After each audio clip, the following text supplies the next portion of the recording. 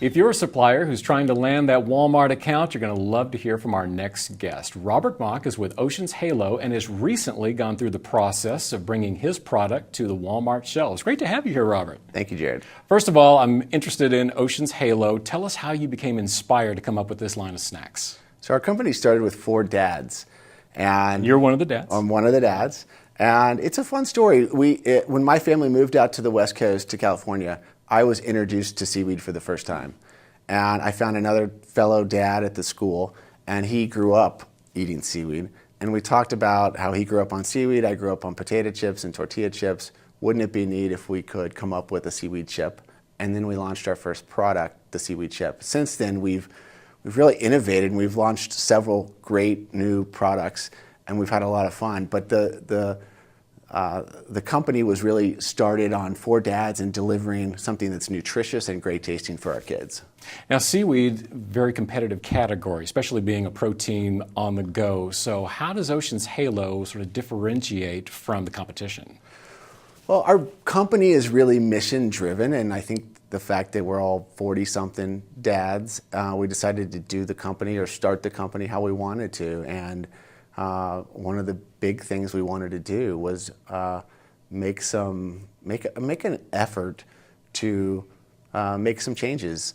And I think one of the neat stories behind Ocean's Halo and the mission of sustainability, when we found seaweed, when we discovered seaweed as the ingredient, we learned more about it as a really carbon negative crop. In fact, it's probably the most sustainable crop on the planet. It requires no farmland, no fresh water, no pesticides, no herbicides. In fact, it just grows in the ocean with sunlight. So it's an incredible crop, and it has about 30 vitamins and minerals, so it's incredibly nutritious for you as well. We wanted to take that knowledge and that kind of theme and apply it to packaging. And so we came up with compostable packaging. And so from our first product to the products that we're launching now, we've really incorporated some degree of compostability, eco-friendly packaging. And so we've had a lot of fun with that.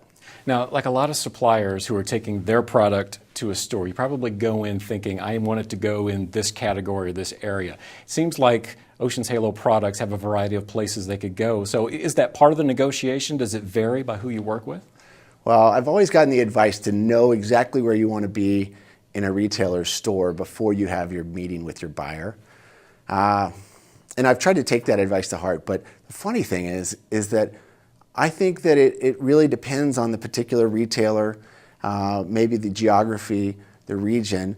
We've been in so many different places. Luckily, we've succeeded in those places, but we've been next to potato chips. We've been in the Asian or specialty aisle, ethnic aisle. We've been at the checkout stand. We've been in coffee shops. And so the negotiation is really more of a put your cards on the table, tell the buyer about where you've been successful, and be transparent and try to come up with a plan that works for them and works for you. And for suppliers who are thinking of landing that Walmart account, what advice do you have now that you've gone through the whole process? Sure. I mean, I would just say transparency in a single word.